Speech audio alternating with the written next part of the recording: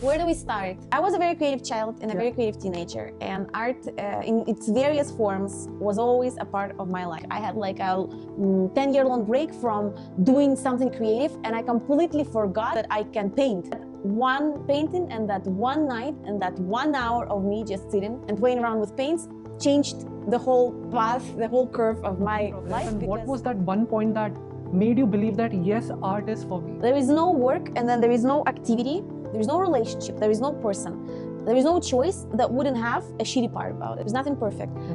I was not ready to eat any of them. This one, I am. I love them. I can tolerate them. I'm choosing them. I very clearly see them. So I'm having a look at all these paintings around here. They all portray a different side. Do you think they all reflect certain parts of you that you embrace or that you suppress? Absolutely. Yes, all of my artwork, every piece is my way to say something. This became a sort of a projection or a path that stated the journey that I'll have to go through. This one is kind of resonatable because you grow up in an environment where self-love is a hard thing to do. You give out to people, but self-love is extremely hard. Our whole life becomes a journey of being accepting to our whole selves, no? And it is the most difficult thing. Absolutely, yes. Emotional. Take your time. Life teaches you everything.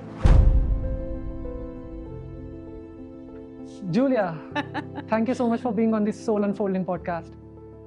I want to know what's your story. How did you come up and started to join this path of art? So, well, where do we start? Not to bore anyone. Anyway, I was a very creative child and a very creative teenager, and art in its various forms was always a part of my life. And painting and doing crafts project, I was obsessed. My parents could leave me alone and I could do art craft project for a very long time, which is rare. So definitely was a big part of who I am and helped me build the foundation. But when it was time to pursue a career or to choose a path, it's not something I chose. I pursued economics, and that's where I've spent next big chunk of my life, because that's how I moved to Canada. I got degrees in marketing and economics. I built the career, and I spent years building a career in the corporate world here. And I came to Canada on my own as a woman, as an immigrant, someone who has to find her way to make a living without any safety net, with a couple of luggages that now converted into many, many, many, many luggages. But in the end, that's just the reality of moving to a new place and being an immigrant. And I'm sure you can relate, and many of the people can relate, that it's a whole different passport. It's a whole different reality. Anyway, so I came to Canada, and I've focused on building my career in a corporate environment. And it was great because I worked for various agencies, for various brands, dealt with big budgets, with big names, and I was very unhappy.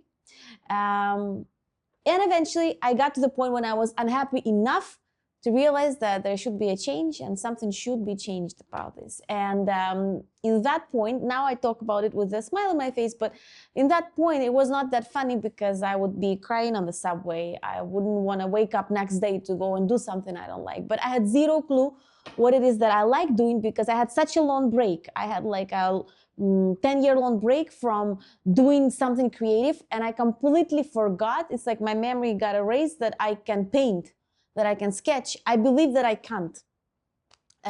So I've started testing things out because I didn't know what is it that I want. So I actually started with a YouTube channel, and it was fun. It didn't last for long, but it gave me a very good, I don't know, taste of, okay, something new is out there, something is possible. It was called Entrepreneurship and Pierogies, and I was hunting on various networking events in Toronto, looking for interesting people and inviting them and bringing them to my home, to my sofa, feeding them with pierogies and asking them questions about entrepreneurship, because that's the part of life that always mesmerized me, this entrepreneurial mindset, the ability to take risk, all of that. So I was just consumed by that. I had a couple of episodes, and I realized, okay, it was great, but there should be something else for me. That's when music re-entered my life, because that was also a part of me growing up. And there was time when I quit my job to become a full-time musician. That didn't last for a long time as well, because it wasn't fully sustainable. Moreover, it happened right before the pandemic, so it was a great decision to quit my job and become a singer in the beginning of the pandemic. Anyway, with the time I realized that that causes unbelievable amount of stress to me because I can't sustain it. I can't pay my bills. I can't make money out of it. The environment didn't help. So I realized, okay, there should be something else. But at that point, to be honest, I was pretty exhausted, tired and scared because there's already the pressure that you put on yourself that, hey, well, you quit all those jobs, you made all those statements, you made the promises, and now what? And there's external pressure, obviously, that comes from everyone, right?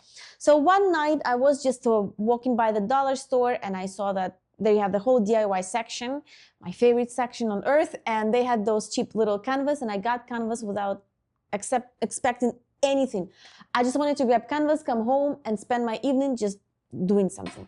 And as I said, I had zero clue that I can paint, and I couldn't, to be honest, really create something back then. So I could only Google an image, Google a photo, and try to duplicate something that looks the same way, something. So I found the photo of that microphone, that's a little painting that you see on the wall, and I tried to duplicate it. And after that night, my whole life was changed. No, like it sounds pretty cliche, but that one painting and that one night and that 1 hour of me just sitting and playing around with paints changed the whole path, the whole curve of my life, because after that night, there was not a single night when I didn't do it again, when I didn't feel obsessed.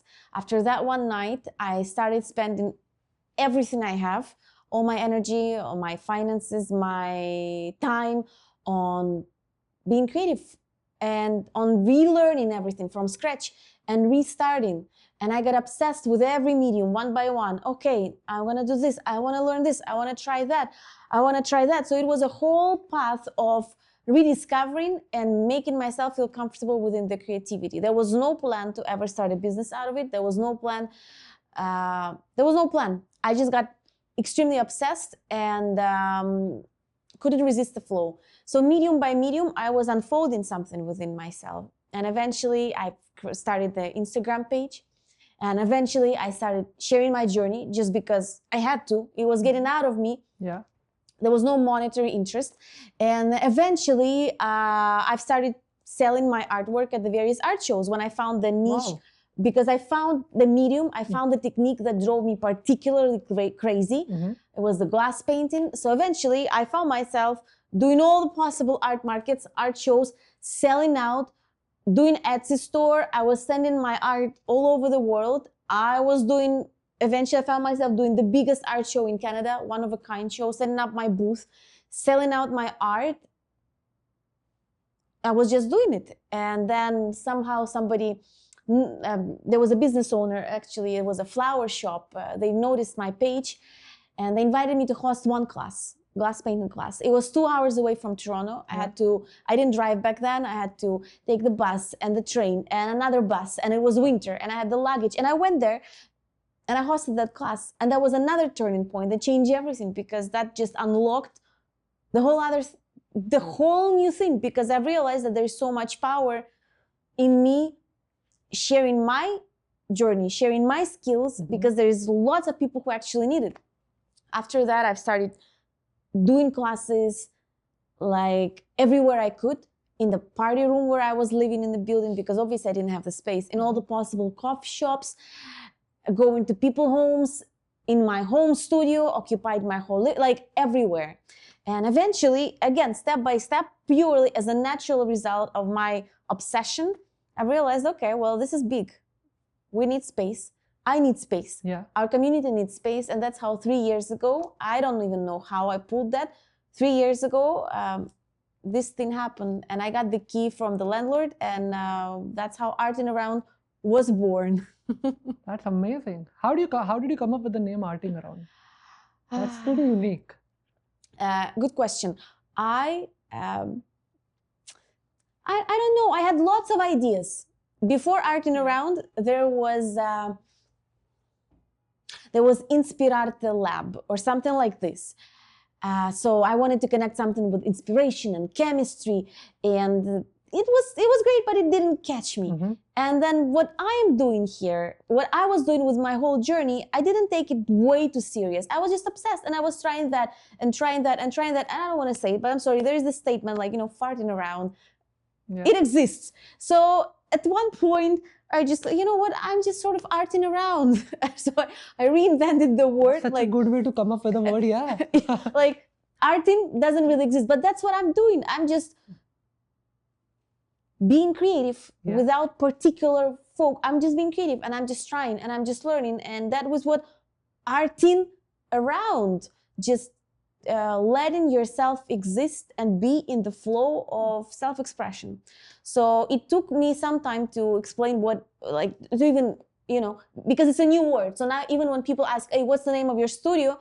Arting around. Yeah. And it takes a little bit of time for everyone to What are you doing? What the I'm hell arting is this? around, yeah. What the hell is this? But then what are we doing here? Yeah. We are arting around. Wow. That's beautiful. So how does it make you feel now compared to when you were working in a corporate?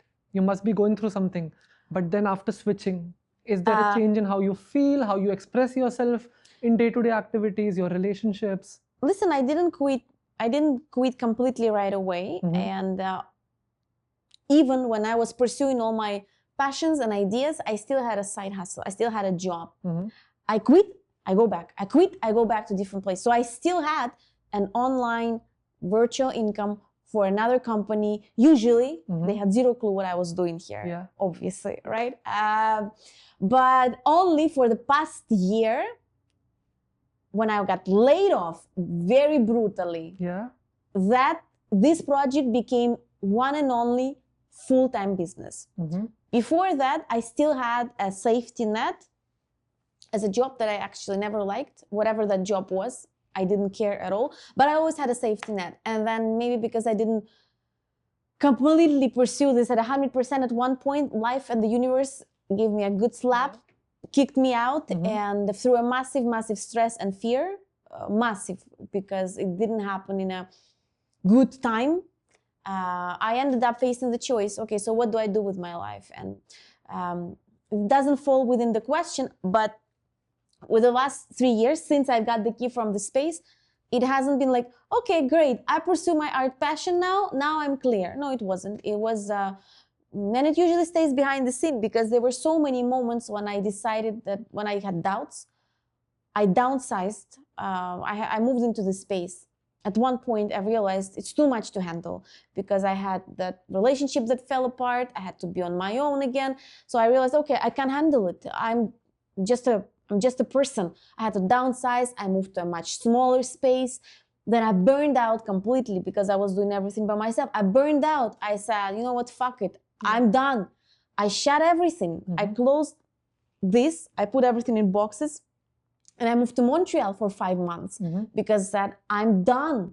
And that's when I was living in my Montreal loft, thinking that, okay, there are nice buildings around. That's where I'm going to find myself and feel happy. That's when I get laid off brutally. And that's when I had a choice. Okay, Julia, do you still want to try find escape and comfort in jobs that you hate?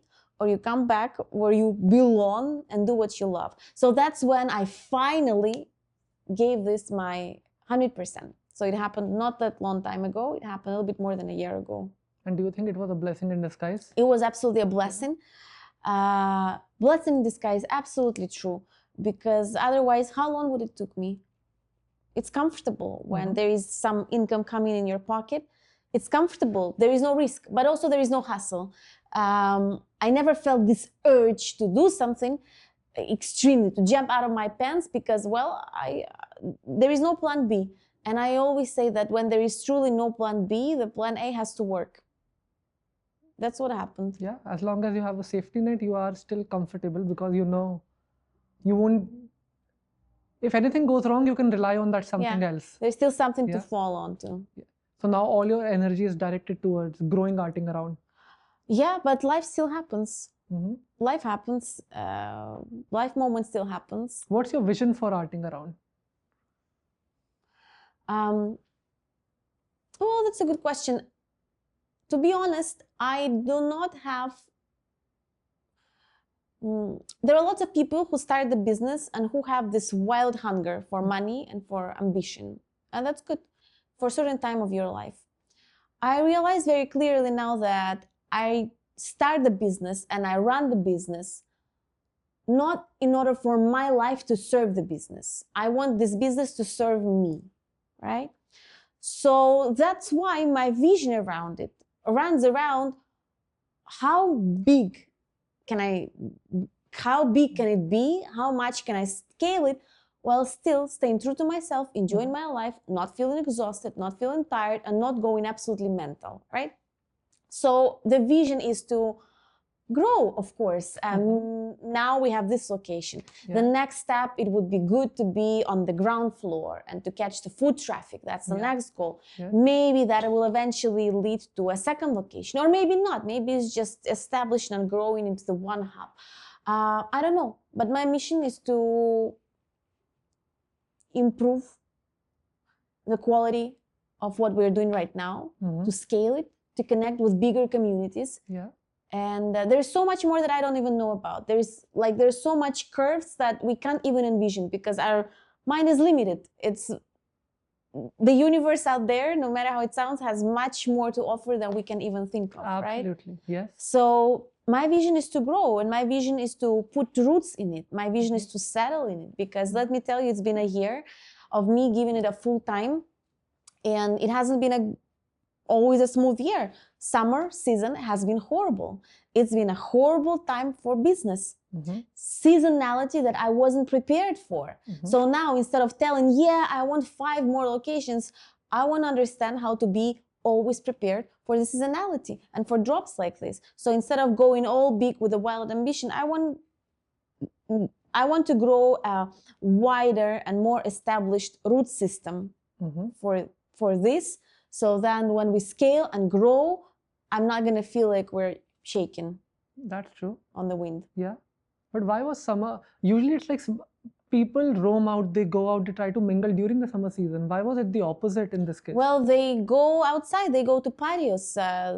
What did you do on the weekend this summer? Did you want to go somewhere inside? You'd better go sit on the patio, have dinner. We are homebodies. We stay at home. You needed to come to an art class then. No excuse. But typically people go away, people go on vacations. Economy, does it help? Doesn't help. And economy has a great... and it breaks my heart. The economy is terrible right now, and I hear very often that like people speak conversations, they always say, oh, I wouldn't want to have a business right now. And it's true, because it's tough. The cost of supplies is high. Can you raise the prices? Questionable, because people are not going to pay for it. What interests me is that there's still always people who are going to pay $12 for the matcha latte, right? But then when it comes to an art class, because it's not always recognized as your primary need, and matcha latte is usually more easier to be identified. It's like a daily dose requirement. It's a daily dose, fast, immediate, and okay, that is actually my need, number one. So I wish creativity would be recognized as a primary need much more, because it is. It impacts the quality of your life, it impacts the quality of your day, etc. But yes, economy right now is tough. There is a certain stigma that we're breaking through, and I feel like now it's getting much better, because now much more people understand the power of creativity. I don't use the word art, because art is very specific. Creativity in general, there is a big shift in the mindset. But I walk around and I see so many businesses shutting down. It breaks my heart. It's sad. Just today I heard the news of another business shutting down. It's sad. It's the reality. It happens, and it just tells me all the time that you know what, when the second I feel like, okay, I figured it out, I don't. Something comes up. Something comes up. I haven't figured it out yet. Okay. So coming back to you working at a corporate versus you trying to grow arting studio, both has its own challenges. Which one's more fun to deal with? Which one fuels you? Oh, there is, it's obvious. Whatever happens here, I choose it. Whenever bad season comes, whenever struggle comes, whenever difficult kind comes, I choose it. I choose every difficulty and struggle from this. I adore it no matter what, because I know the costs, what it took me Yeah. to get here, and how Can you give an example? and every day I choose it because I never really cared about those other jobs. It was not something I really deeply cared of. So whenever a little thing came up, I wanted to throw my table, leave, and never come back. But whenever the struggles come here, the only thing I want to do, I want to pour even more of myself in it because I value it. It's my baby, and I know the costs of how long, how much, how not easy it was for me to get where I am right now. And I always say that running a business requires unbreakable self-belief, because in my experience of everything I went through, people are not supposed to really support you, and usually they will project their fears on you just as a way to take care of you. They are scared, they feel insecure, it's normal. And when you're going through a tough moment, it's very often that somebody's going to simply try to take care of you the way they're going to take care of themselves. So somebody's going to say, and I was in that spot, hey, maybe you better find some other second job to feel safer, or hey, maybe you got to find another side project. And people always going to say, your close people, your family members. So if you actually want to pursue it, there should be an unshakable self-belief and self-authority that you know better in this part, and that you believe in it enough so that whenever other opinions come in, you're still committed to this. Because let me tell you, even now, like, to be very honest, as I said, like, this season has been tough. Like, I'm not exaggerating. And even now, as a way to take care of me, I hear my family telling me, hey, maybe you find another job. Is there a part of me that is feeling incredibly hurt by this? Yes. Yes, there is, because it presses on my own pain. Do they have to act any different? No, because they act purely from love and care. So the only question I have is towards myself. Okay, Julia, fine, people say whatever. Do you still have enough self-authority and self-belief to give it your all and to pursue it? Yes, I always do. So running a business requires 100% allocation of, you shouldn't allocate any essential support system externally. Yeah. The core support system should be within you, Yes. because nothing else really will help. That can only happen when you kind of figure out what you want to do. You were lucky enough to find art. What was that point? I was not lucky enough. You experimented. I spent You experimented. years. Yes. Exactly. So I was not lucky enough. Yeah. I was committed enough. I was unhappy enough. I was hardworking enough. But still hardworking and lucky to find that something. Many people try 50 things, still they don't figure out what they want to do. Try 51. Yes, exactly. So this is where my question is coming from. If somebody who doesn't know what their true passion is, how should they progress, and what was that one point that made you believe that, yes, art is for me? Well, that's a good question. Because you tried music too. And yes, I did many things. That didn't work out, but you stuck to art. What was that one thing that made there you is one realize? criteria that I've used to know what is it that I like to do. There is no work, and then there is no activity, there is no relationship, there is no person, there is no choice that wouldn't have a shitty part about it. There's nothing perfect. The person you want to be with, they have their moments. The work you choose, it's gonna have its shitty part. The city you choose to live in, it's gonna have its whatever. So whenever you are ready to deal with the shitty part of your choice, that to me is a criteria of whether you want to pursue it or not. So when, for example, I dealt with music, I didn't like to deal with the struggle that came out of it. I didn't like the rehearsal. I didn't like the moments that I had to spend hours just by myself practicing something or recording something. I didn't like that. I like the final idea that I am on the stage and I'm great and I'm shining and I'm beautiful. That's what I liked. Same with YouTube channel. I like the final look. I like the idea that I have it now. So none of those struggles actually, I was not ready to eat any of them. This one, I am. I love them. I can tolerate them. I'm choosing them. I very clearly see them, very clearly. And the more I go, the further I go, the more I see them. And the more I choose them. That's the only criteria to me of how you know what you want to do. And that's why lots of people come, and before they even take a class or a course, because we have lots of courses for people who want to convert their hobby into a passion, for example, candle making, resin art, soap making, everything eventually can become your hustle if you really want to. You don't have to, but if you want to. So lots of people come, and before even trying, they already come with them, okay, I'm going to start a business out of this. Tell me how to start a business. Doesn't work like this. Try it. Do you like standing next to a hot plate all the time? Do you like working in the respirator? Do you enjoy smelling those oils all the time? Do you enjoy spending so much money on the supplies? So first, figure out if you even like the process, if you can handle with the negative sides of it. Do you like the struggle about it? And that's how you know whether you should pursue it or not.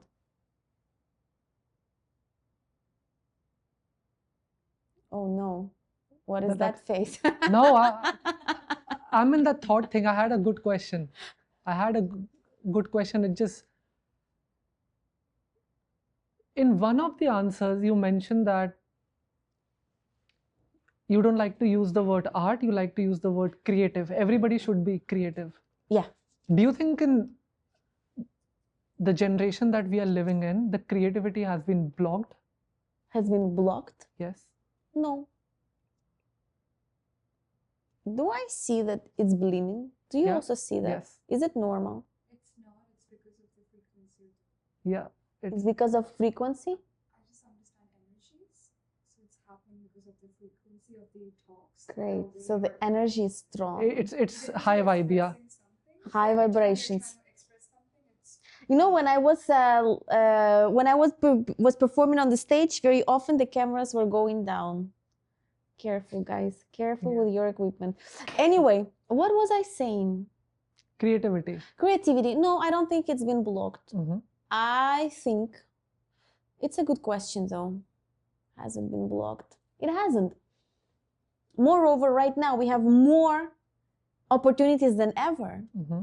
Back then, back in the day when my mom was growing up and she wanted to paint, she had to get the paint somehow, to mix it with the egg yolk, to make the right texture. It was so much hassle just to get the right supplies. Right now, you go out there, everything is available. Everything is out there. It has never been more available to us. Amazon is one click away. YouTube. Back then, to learn something, you had to spend hours in the gallery, go to the studio, go to the school. Right now, it's never been more accessible.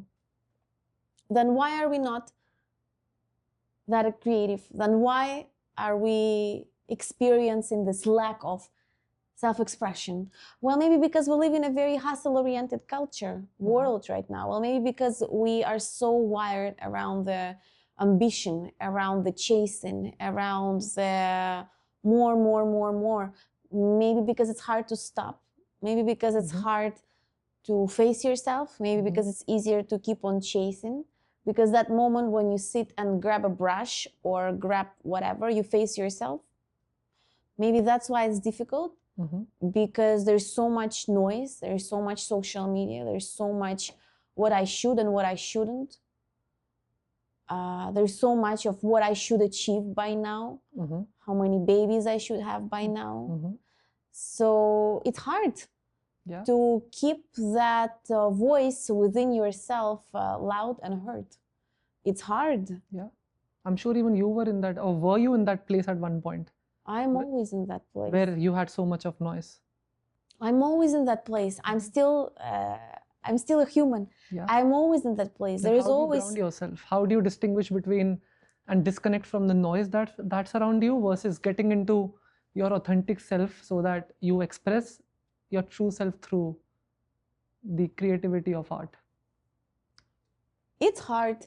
Even now, from my position as someone who runs an art studio, I should be able to give you a good answer. There's nothing bad or good answer. It's just your answer. It's hard because life gets in the way. Yeah. Things happen. We have relationships, families, money, all of that. So, and we're just humans. We have our reactions, we have our emotions. I wish I'd be myself more, I wish I'd be able to create more frequent. Maybe it would be maybe even a little bit embarrassing to say it, but I don't paint as often as I want to. Why is that? Why is that? That's a good question. I think because it does require free and open energy. It does require a certain segment of energy that out there, it's here, and it's ready for you to be poured out. Yes. And maybe I don't, right? So I am also on the journey when I'm trying to find how do I generate this energy that is there for me, right? And sometimes you got to give it more time, less time. Sometimes you got to wait because it comes eventually.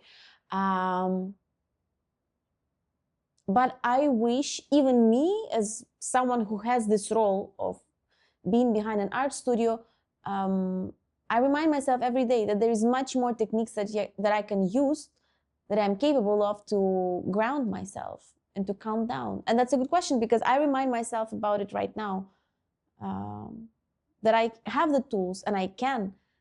Am I being aware always? Am I being reminded of this always? No. So that's a good question. Everything is within you, to be honest. It's just a matter of going within and removing and unlayering a part of yourself that's technically not yours. You can say that, yeah. So has this journey of finding out who true Julia is led to a resolution of any triggers or anything that didn't belong to you? Did it help release those layers of you that were built due to societal conditioning or childhood pressure? Again, I think it never ends. And when you move through the various layers of your life, of your career, of your personality, instead of solving questions and problems at the A segment, then you start solving at the B segment, and then C, and then D. So the problem never really goes away. There always will be something to work on and to solve. It's just the nature of it shifts 100%. Me right now, comparing to Julia, who just grabbed that painting and just that brush, and I had zero, like all the art you see in the studio is something that I pulled from my head, like this and those ideas, and people falling out from the hamburger, and broken heart in pieces connected with gold, and all of those things. This happened here first, and then I expressed it.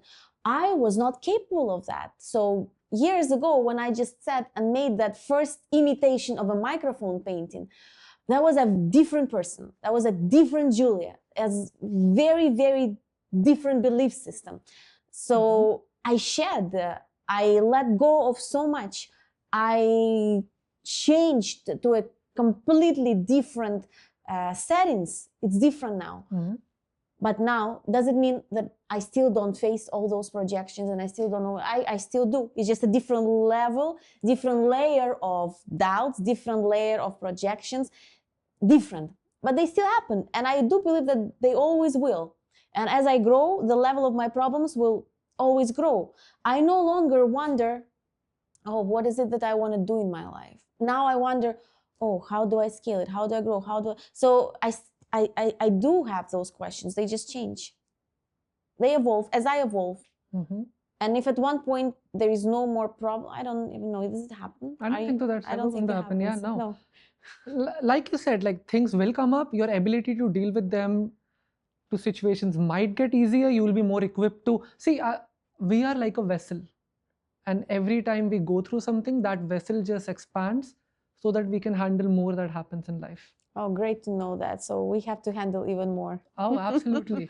But we grow and we change, and the topics that we want to discuss with our friends changes as well. Even friends change, not just the topics. Friends change. People change. We still have to always learn how to let go. It's a very difficult thing for me. So why do you say so? Because it's difficult for everybody. Listen, being a business owner, it puts you in a certain mindset that whatever it is, you can work it out. And that helps me, because whatever problem comes up, nothing impossible. Whatever people want, we make it happen. Whatever idea I have in my mind, we make it happen. And again, lots of people think of me maybe as Julia as an artist first.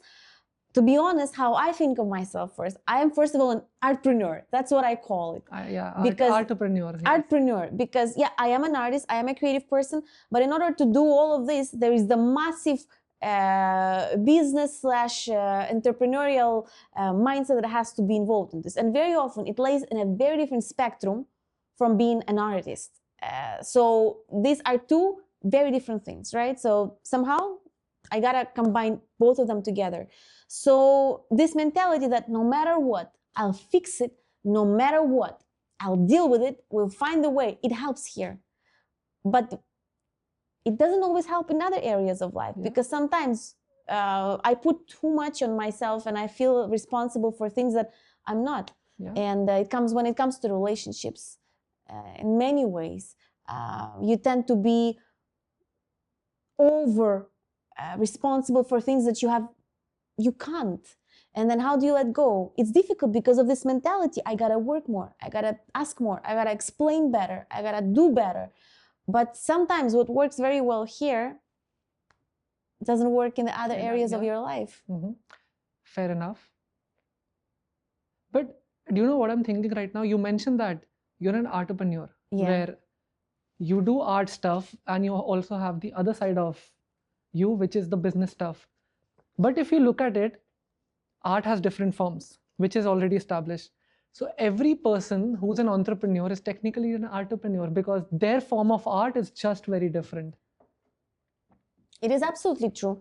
Every artist, every entrepreneur is an artist. Every entrepreneur is a creator. Yes, it's a creator. Yes, true. Is a very creative person. Yes, because without that, you just can't. It just ends with your intent. I want, and it just ends there. Absolutely. Absolutely. Every entrepreneur, every artpreneur, whatever, there is the massive creative energy within us that moves it. And it's impossible without that creative energy. And the first question I ask people when they come to an art class very often is, what makes you creative? Because not even whatever you're doing in this life, there is something that makes you creative. Yes. And very often adults say, nothing, not really. And then we start digging. Maybe it's the way you cook. Maybe it's the way you clean. Maybe it's the way you dance when you organize your apartment. Maybe it's the way you walk. Maybe it's the way you take photos. Maybe it's the way you do homework with your kids. So creativity lays within so many aspects of our life. Exactly. Business, great. Yeah. Home, yes. Relationship, it's everywhere. Yeah. And we don't always give credit to it, and we don't always recognize it. But creativity is pretty much a foundation, skill, and energy in every single aspect of our life. Absolutely. People think they need to do something magical to be creative. No, but creativity is in the small things that you do. Maybe you set up a plant differently, you rearrange the house, you decorate in a different way. That's a form of creativity. So I'm having a look at all these paintings around here, right? There's way too many. Way too many. All of different kinds. They all portray a different side. Do you feel, and you mentioned that they all come through you, like they were first generated in your mind after you put it on paper. Do you think they all reflect certain parts of you that you probably were hiding, or that you embrace, or that you suppress? Absolutely. Absolutely. Yes, all of my artwork, every piece is my way to say something, to process something, to communicate. If you don't even talk to me, but you spend a very good time carefully examining and exploring and connecting with the artwork, you probably can understand me even better than through talking. Because it's my way of communication, and it's my way of processing feelings. Very often it comes from maybe it's something old that I still need to express, or something fresh. Most of them have not most of them, 100% of them have something that I needed to express in the moment, that I was carrying and I needed to let out. So every single creation, whether we want it or not, whether we realize it or not, is a reflection of your inner state. And even if you come to an abstract art class or if just a fun art class, even the colors that you choose, they say something, right? We underestimate, but they say something. That one color you pick, that one pattern you pick, it is our verbal ability to express things is often very limited.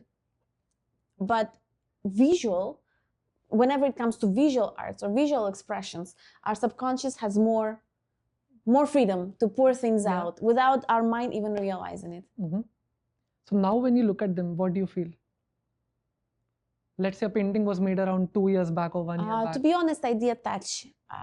It's done. When it's done, it's like a little death. When I work on it, that's when I feel everything, when I'm in the process. And that's what excites me the most, when I'm working on it, because I wake up knowing that I gotta work on it. I go home and I think I gotta work on it. I go to sleep thinking about it. It gives me meaning and purpose. When it's done, it's done. It's a death. So when it's done, okay, good. Yeah. Good. It looks good or not, or whatever. It's done. So as you create, let's say let's say the picture is done. And over a period, if you look at the type of paintings that you have been creating, and when you look at them after a few months or years, do you see that it has also helped you realize where you needed to work and then make you a better person? Make me a better person. That's a loud statement. But yes, it helped me definitely. Like, there is a certain chronology here that shows me where I started and where am I right now. And there is a massive, massive, massive change. Yes. There is maybe even a painting that I keep inside of my storage room because it reminds me way too much where I started. So absolutely, there is a big path. And with every single artwork, with every single project, not even necessarily painting, but just generally project, it moved me. It changed me. It made me more complete. Maybe it revealed even more areas I need to answer or work on. But once it's done, I no longer feel, it's my babies, right? I love them, but I no longer feel so attached to them. And I'll tell you, 4 years ago, I was doing a big art show. And back in the day, I was focusing on the glass paintings and I had a portrait there. Anyway, I sold it and the person was very, very happy about it, very happy. And they came next year to the show and they were like, Julia, it's so great. Like, I love it. Thank you for coming again. And then I saw that person on the streets and they were like, Julia, I love the painting. So great. It happened 4 years ago. Sold, done. And then last week, I received a message from them saying, hey, Julia, do you think I can exchange it or get a refund or like replace it with something? Unfortunately, no. You can't eat a meal 4 years ago in a restaurant and now come to the restaurant and say, hey, that's the check. I want to. It's done. Do it, whatever you want to do. Not mine anymore, right? It's done. So I replied very politely saying, unfortunately, it's not something we can offer right now. It's yours. And next morning, I wake up to a message saying, I'll put it in the garbage. How do you like that? His call. His call, exactly, your call. Didn't reply to that, didn't feel the need. Didn't harm me and didn't touch me. Maybe if it would have happened in the beginning of my art journey, I would freak out because that can be personal. Your artwork, now somebody's saying that they're gonna put it in a freaking garbage. How is that? But with the time, you learn to detach. It's no longer yours. It's no longer you. You can attach with the artwork, but you can't detach a part of you that's in the artwork.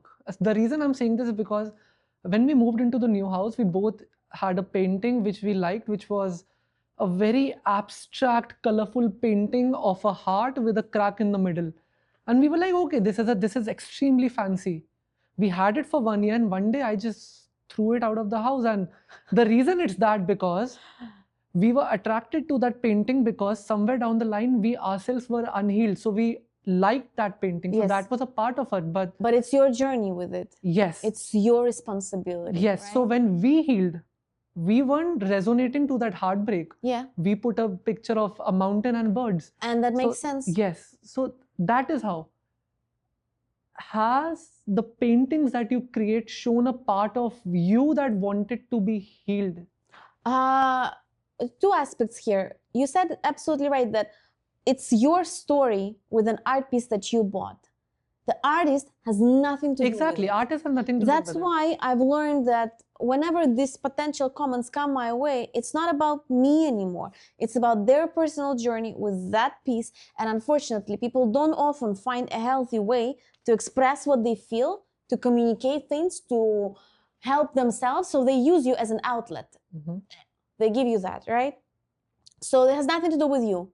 And as you said, you didn't text an artist, hey, I'm done, take it away. Your responsibility, you put it out because it no longer serves you, and there is no problem with that. And to me, it doesn't, I never explain, I do if people ask, but typically I don't even bother explaining what I meant by this because I don't care. It's up to the It's up to interpretation. them. It's up to the I interpretation of meant the a person lot, seeing it. and yeah. I have my own story, and I was healing in the moment, and maybe I was crying in the moment, maybe I was laughing in the moment.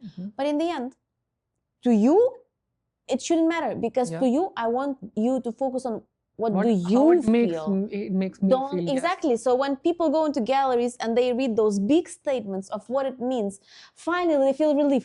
Thanks God, I don't need to think about it. Yeah. It gave me the answer. Well, it doesn't. It just ruins your experience of art consumption because I don't like. I don't even want to know maybe what artist meant. I want to build my story about it because that's what matters. What was your most beautiful painting that My you most beautiful painting. yeah, because we are going to get to the extremes. The most beautiful And the one ugliest. that was the hardest to make. When you say the most beautiful, do you mean the final result or the Not in process of making? no, not in terms of the result. How it made you feel from inside. Yeah, this one. Well, it's my self-portrait, and it's a heart. There is a Japanese concept of kintsugi. So when you repair broken pieces with gold, and it Yes. becomes more valuable, right? And I have this reference very often. Why is she holding the heart in her hands, hugging it? She's hugging her own heart. Typically, right? So you interpret it the way you want to interpret it. To me, very generally, it's a big statement of self-compassion. I bought this canvas when I moved to Montreal, and it was one of the first things that I got there. And the life that I had in Montreal, it wasn't a very long period of time. It was like 5-6 months. I was very creative. I was creating a lot because I didn't have the studio, so I needed to pour out my creativity because right now, a lot of creativity gets poured into business processes. So I needed lots of outlets. I was processing a lot. So I bought the canvas, and there were so much things were happening on this canvas before. I've attempted multiple times. I've started, didn't like that idea, covered it with black. Second time, I've started, didn't like it, covered it in black. And I said, okay, you know what? Not a good time. So I put this painting next to my other art supplies. And that's when I was moving back to Toronto. I packed everything again. It was another cross-provincial move. I come back and I find that there is resin art. Maybe you've heard about it. it's like a medium that when it cures, it becomes hard as glass or as plastic. Okay. So it's like it's a type of liquid something that when you blend it, afterwards it cures and becomes hard forever. So I unpack everything, and there was some old sketches on this canvas, and there was a piece of resin just stuck there. Okay. And that's it. I could never take it out, and I ignored it. I was just, yeah, whatever. There's just you still can see it there, like it's textured, like it's just a piece of. It looks like a tear. She's crying, actually. yeah. It looks like a tear, and so I saw it there, and I thought, yeah, whatever. But I'm not gonna throw it. I'm still gonna use it for something. Why would you throw it? It's that. It was already that used. What canvas. makes it beautiful? Yeah, but the canvas was already used. It was painted with black. Like the canvas was already went through a lot. It's not a virgin anymore. So I brought it home. Maybe in November last year, without zero intention. And very slowly, I had the idea generating, and then something happened, like a certain event in my personal life. It triggered me. And it provoked me finally expressing something on canvas. So I made the sketch. And when I made the sketch, just after I realized that somehow that thing became exactly under the eye as a form of a tear afterwards. And to me it was, how on earth, like, how did it happen? And the whole concept evolved somehow in a very different, magical way, Yeah. right? And that detail, I don't know, sometimes there is a much bigger story behind every single piece, and maybe I see myself and I see all the creative people and all the artists as just the mediums, as just the, I am something through what the energy is going through, and I'm Yes. just being a tool Mhm. to express it in my own way. I'm just being Yeah. a tool. We right? all are tools. We all are tools. Yeah. And this is like the particular thing that I expressed. So the process of making it, I wasn't crying and laughing and da da da da. And now it's been maybe half a year, 7 months, 8 months later, I still find it very relevant, because what I was experiencing that moment, this became a sort of a projection or I don't know, a statement or a path that stated the journey that I'll have to go through, and that whole this whole self support, self compassion, and all of that. It became much more than, hey, I just drew this piece and it's great. It became the whole era, this thing with the resin and the tear, all of this. So lots of things I can't even verbally express. So whenever I try to explain them, they sound not too great, and that sounds slightly whatever, because these things you can't really put a word to them. There is more to be felt and seen and interpreted. Yes, to be felt, to be seen, and sometimes when you start to explain, better not even explain. So now when you look at this painting, does it remind you that Julia needs to take care of herself every day? Yeah, I should. It should. You should? It should. Or are you? It should, and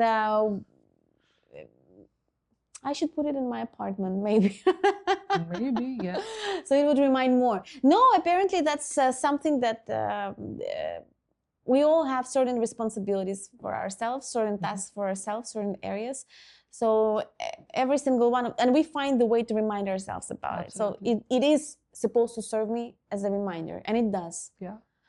Sometimes not enough. Mm-hmm. So maybe on multiple paintings? Maybe multiple. Maybe I had to duplicate it. On every wall where you go. On every wall. Maybe on every wall, whatever. You know, sometimes I wonder how much is enough for us to understand something.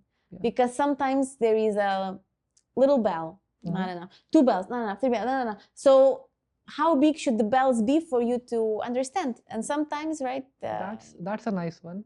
Sometimes a lot. Yeah. How many bells should you have? Should ring on top of you for you to finally hear. Are those bells? Those are cups, monks. Those are cups? Okay, they look like bells. Okay. So, and which was your hardest portrait to work on? Hardest? Yes. What does it mean? That made you go through a lot of self-acceptance, revealing being true to yourself. All of them. All of them call equal amount of struggle and reveal, because all of them, it's like a big part of me naked standing in front in the center of the street. Probably the bigger acrylic pieces, they have the more power. I don't know why, because there's lots of watercolor pieces on the walls, there's lots of other things around the studio, but somehow the bigger pieces, like the ones on this wall, they tend to be more of you that needs to be seen. Yeah, more of me that needs to be seen, maybe. Okay. Then what does this interpret? You eating a hamburger and some... Who told you that it's me? Sorry? Who told you that it's me? The only picture in the room that's here is this one. There are 5 of them. Yeah. There are 5 of them. Yeah. The best one. No, but if you are... So somebody else created this or you created this? No, I created this. So what do you see there? My interpretation can be very different. Very good. Tell me your interpretation. What do you see there? So there are humans falling from the hamburger, and that lady is just eating the hamburger out. You're just describing exactly. Yeah. What do you see? How do you feel? What do you feel? What emotion do you feel? She's eating a part of herself. Yeah. I can explain this one. No. Let's focus on this one. So Why a hamburger? Why not a pizza? So what does, okay, let's go back to hamburger. It's toxic. Hamburger's not healthy. She's eating that, and there are humans falling out of it. She has just kind of, it just tells me she has some kind of an addiction, and she's addicted to it. Yeah, it just gives me a very addictive vibe. Yeah. Not addictive, or let's just say, wow, I've never, this is a very different kind of art that I have at home. Okay. because probably at home we usually put decorative art that fits the apartment, that fits the vibe, that fits the room. Yeah. Like different I said, purpose. we had the heartbreak one and we had to like throw it away. Let go. Yes, because it was, the moment you see it, it's just not resonatable. It's like, what the fuck is it doing on the wall? We aren't broken. Like at one point when we were, it made sense, right? But then the picture is emitting a frequency. But it also always means what interpretation we give to it, right? Is it a celebration of a repair? Is it as a reminder of the repair made it even stronger? So there is whatever interpretation we put to art, right? But so I don't think so you can change the original interpretation, because we interpreted it. We change it, of course, we do change it. So it was interesting how we challenged you to what is it here that you see, and what you see there is applicable to you, and that's the beauty of art. Because whenever I ask different people about this, they always say something very different. Everybody says different things in it, right? And in the end, it's very often it's different from what I interpreted, and that's the beauty of art. And how do you interpret it? Why does it even matter? Because I want to know. You want to know. I still didn't hear your interpretation. Okay, my interpretation. She is addicted to the negative patterns in her life, and she's unaware of it, and she's just eating herself up by not addressing them. This is what I get. Yeah. So unaddressed toxic patterns in life. Yeah, and you don't realize. These are all toxic patterns that you don't realize, and they just being consumed. That's a good interpretation. And think about it. What's the main? I'm trying to find the word. Reason of us holding back in life, it's ourselves. It's our negative patterns. So the moment you start addressing them, that's the moment we go up in life. But if we suppress our feelings, it's our own judgment, it's our own toxic patterns. So that's what I see in this one. Yeah. Good. Very nice. It's different, and I've never heard, I've asked hundreds of people, I've never heard this interpretation. Really? That's beautiful. I'm very happy that you were able to see here something new to me that's also revealing. That's beautiful. My interpretation, my sensation. See, you said something revealing to you. I said something that's revealing to you. Because I see that through the same visual image, and that's the only thing about art. Through the same visual image, we can see something completely different stories. So that's what this is also showing a part of you.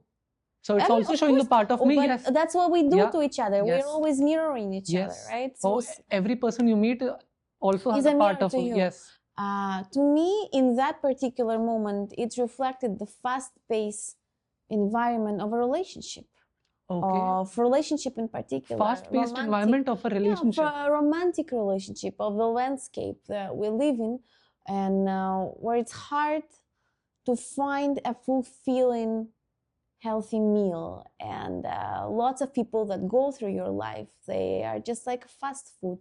It's quick bites that don't fill your hunger, that don't make you happy. So that's where the metaphor came initially from. It's a fast-paced, fast food nature of the dating landscape. Doesn't matter anymore.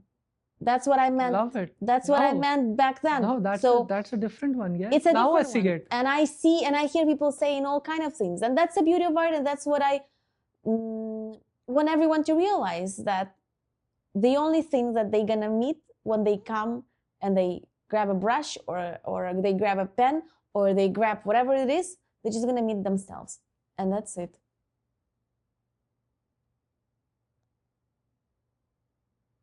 So what made you draw this? The fast-paced relationship of the The feelings that I the needed to fast-paced express. landscape of the relationship these days?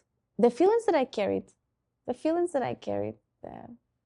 My experiences, my feelings. So now do you actively remind yourself that you don't have to be this? What does it mean? I don't have to be this. You don't have to engage in the fastness of the dating landscape. You can Yeah, ground from now yourself. on, I only eat salads. Yeah. No burgers. Only healthy men. Only healthy meals. Only salmon and salads. Aha. And what about this one? What about this one? She seems like she's craving to be loved. Mm-hmm. This one shows she's craving to be loved, and that one shows she's craving to be seen. Which one? The above two. The nature, the women Yeah. of the nature. Yes. Yes. This one tells me that this one is kind of resonatable because you grow up in an environment where self-love is a hard thing to do. You give out to people, but self-love is extremely hard. So the moment I saw this, okay, this one is more like being accepting to your own self. Being accepting. I think our whole life becomes a journey of being accepting to our whole selves, no? The whole life, as you go, as you change, you win, you fail, every single day, the only thing that in the end we're trying to do, no, is to be able to be ourselves and to deal with ourselves and to love ourselves, no matter how cliche it sounds. Isn't it the whole thing? Yeah. And it is the most difficult thing. Absolutely. I still remind myself every day, and she reminds me every day to love myself. It's the people around you, because there are hundreds who will try to put you down, like you said, but you will be your strongest cheerleader. You will be your strongest cheerleader. Yes. Emotional? Take your time. I am no time needed. No time needed. We go through emotions. Yeah. So I think we stopped at interpreting this portrait, which was self-expression, being loved. Everybody wants that, and yes. It was your interpretation in the end. I said nothing. Even I am going through learning how to self-love yourself, and I think that's one person that every human being on this lifetime should do. First, love yourself, then comes your relationship, your job, your family. The rest is everything else. You came alone, you're gonna go alone. That's a fact, right? You aren't gonna take your family with you, your money with you. So again, let's lighten a bit.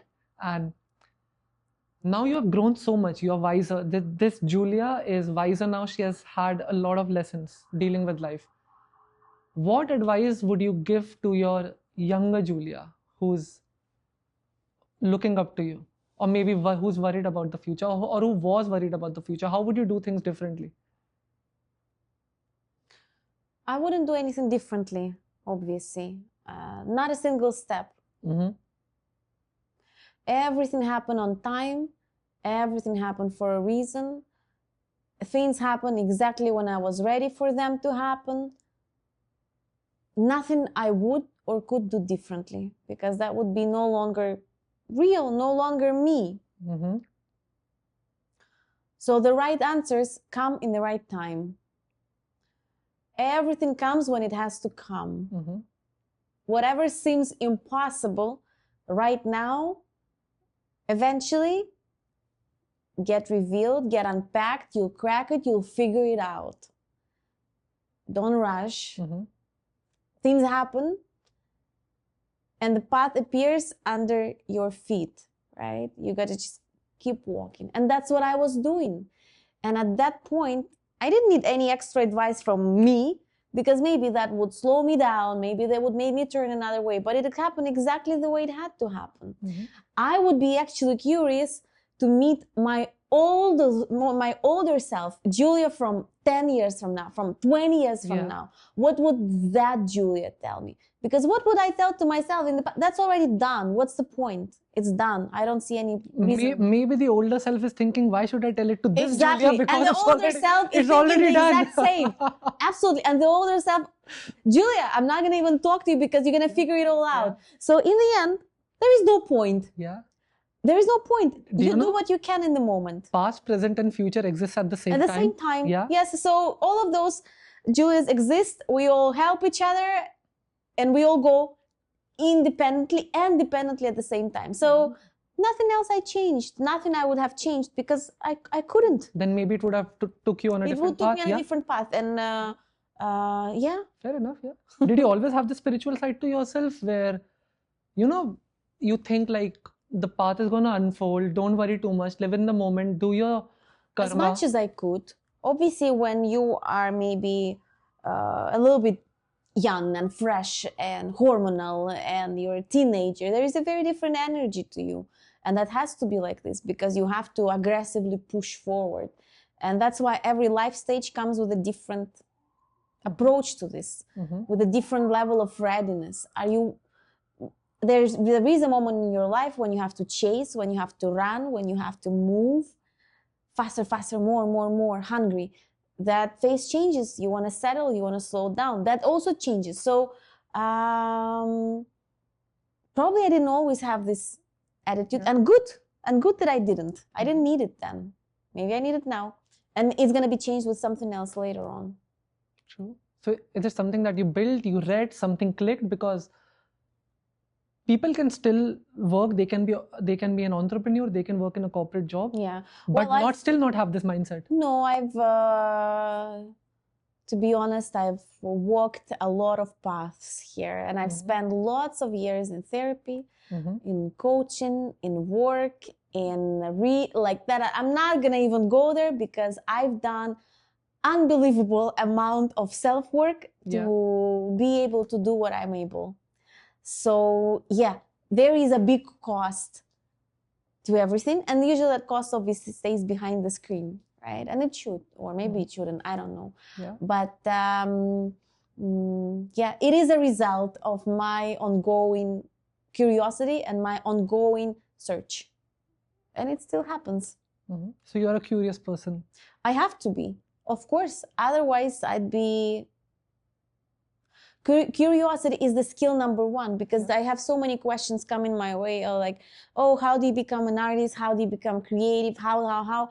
Curiosity is pretty much the step number one, because in order to get a certain intent, a certain energy to execute something, you have to be very, very curious about something. You have to get curious. So that is pretty much the answer and the key to most of the questions. You have to be curious. How do you grow your business? That's curiosity. How do you make money? That's curiosity. How do you solve that? That's curiosity. Everything is curiosity. So I'm not even going to ask you, what's that one skill in life that everybody should master? It's curiosity. There is no one skill that everybody should master, right? According to you. Who am I to say that everyone should master? No. Important skills that I think are good to have. Curiosity. Ability to reflect on yourself. Ability to reflect on yourself. And be aware about yourself. Confidence. Self-confidence. Yeah. Because whatever it is you're doing, you got to be enough to keep on going and sticking to your path no matter what. It happened to me many, many times when all the external things were telling me something I didn't want to hear. So I had to rely purely on myself to keep on doing it. An ability to move on, ability to go through things, to not sit on it, to not store in it, to not get stuck at one particular situation or moment. Go. Ability to flow and to move. Lovely. So you said the skills that are important in life: curiosity, ability to flow with life, adaptability. Let's convert it into adaptability. Yes, that's a good one. Self-confidence. Yes. Right?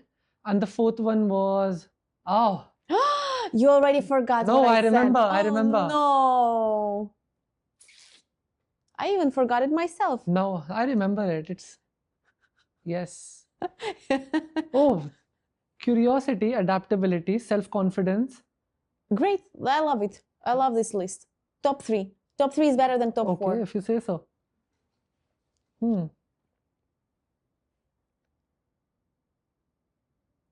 So has it happened that people who come to Arting Around for workshops, for classes, do you try to instill these skills in them through those classes? Have you tried to merge that part of serving people while also using art as a channel?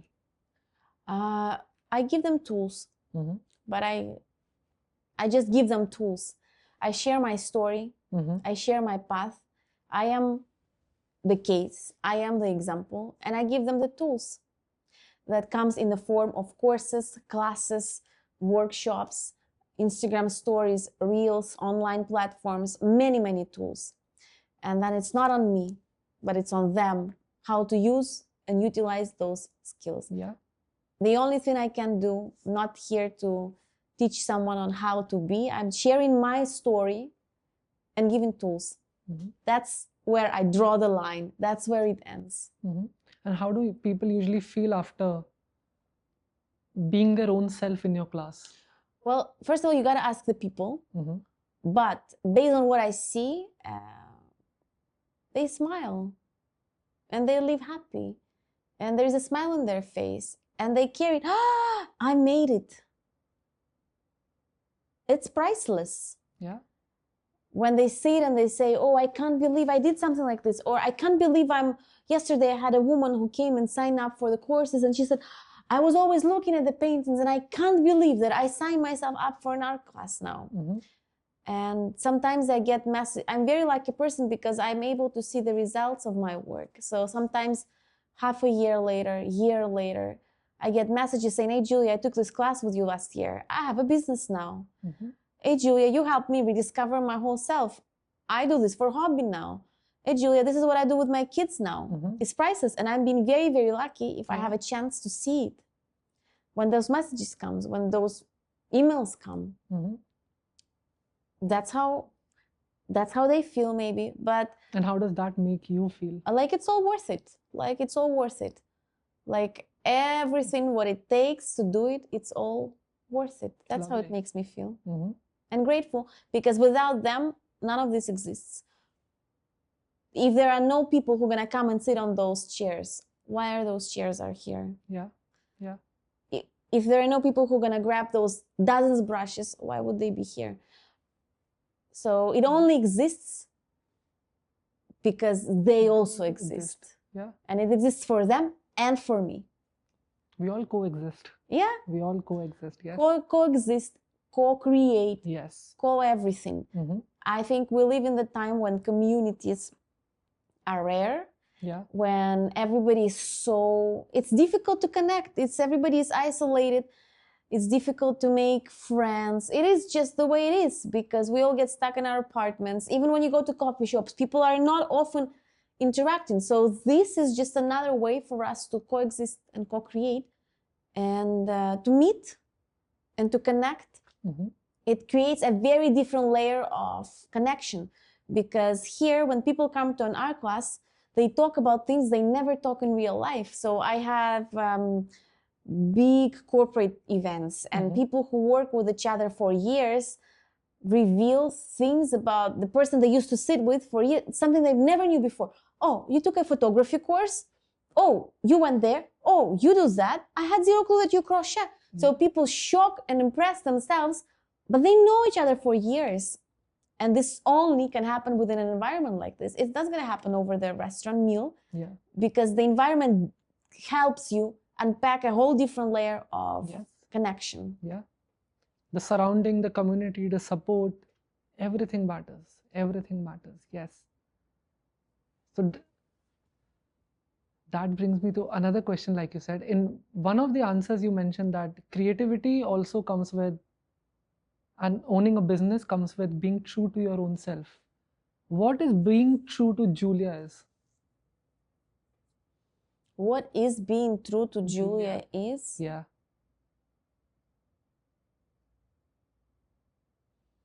These are things that can't really be even verbalized. I don't even want to, I can't put a word next to it. Being me is being me.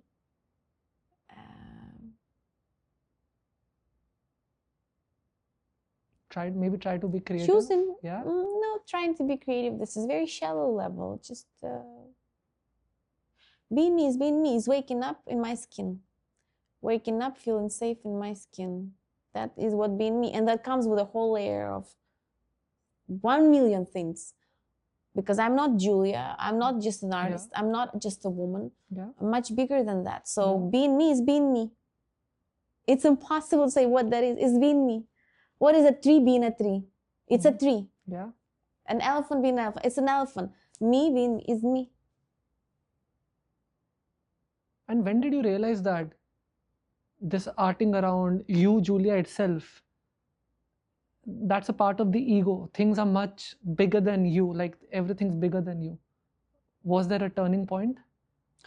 I think you realize it when you leave and you realize that there's so much things that you can't control. So many things. So there should be. There is definitely something bigger than you. Sometimes it helps you. Sometimes it moves you around. It guides you. But I feel like maybe when you're a child or a teenager, you are the center of your path. And that's good. Yeah. You need it. But eventually, you also see that there is more things and more layers and things maybe you don't even know and don't even see. And you realize it through life circumstances, through moments when things that were supposed to work out don't, when things were not supposed to work out, and they do. And that's how life unfolds. Yeah. And I think you only can see this after certain times and after living certain times and being through certain experiences, not just by reading a book. Not by watching a movie. That can be maybe helpful, but in the end, nothing will replace a real life. Yeah, life teaches you everything. Yeah, that's what I said. The more you play with life, the more you learn. Yeah, right. It's true.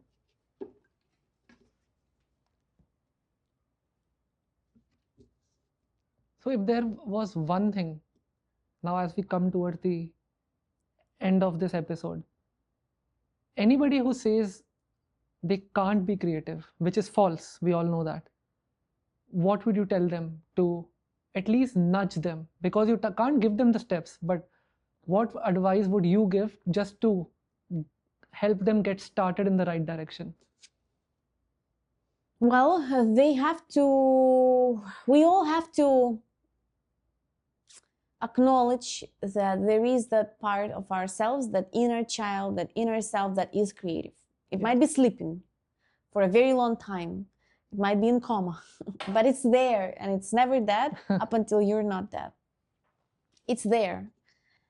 And it is very difficult for adults to even look there because there is so much pressure of all the responsibilities of raising kids, of paying bills, of buying groceries, etc.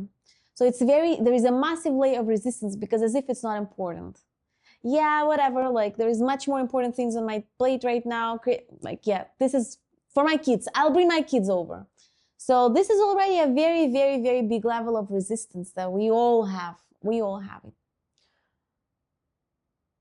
So somehow somebody will find the moment in their life when they'll have an inner calling. Somebody will feel bored enough. Somebody will find themselves lonely. Somehow life will arrange things. So you have to deal with it. So you have to face it. And giving yourself more than one chance. Because you try once, doesn't work out. Try again. People say, oh, I'm not good at painting. You just didn't try enough. You are good at what you give your focus, attention, time, attempts to. So you can be good in painting. You're not good at painting right now because you haven't given yourself enough chances. So don't expect results. Focus on the process. I always say it, especially, all the time, not just in the beginning, not just in the end, always. Yeah. Focus on the process. Give yourself enough chances. Acknowledge that there is an inner you little you that is creative and that needs an outlet, whatever that is. Maybe that's a tango class, maybe that's an art class, maybe that's a mindful walk, maybe that's inventing a new ice cream recipe. Yeah. Just acknowledge that part of yourself. And then actions, because all those ideas are great, but there has to be at least one step as soon as possible. And I always try to make it within the first 3 days, better one day, to make that first action happen. So if you have an idea, I should go on YouTube, watch a video, find a local art studio around, make one step in a very short time frame, because the further you put it away, the less is the chance that you're going to get stuck. execute it. Yeah. Probably you're not. And there is a research that after 3 days, if you don't make a single step to get yourself closer, chances of you ever doing it go drastically down. So, and then action. Lovely. So be curious about life. Find something. Everybody is creative at some extent. I think to every extent, you just have to find out where you're creative at. Yeah. What's the outlet? Don't just think about it and go take action, because you need it. You need it. Actions. We need actions. We need actions. That can be a nice title for one episode. We need actions. We need actions.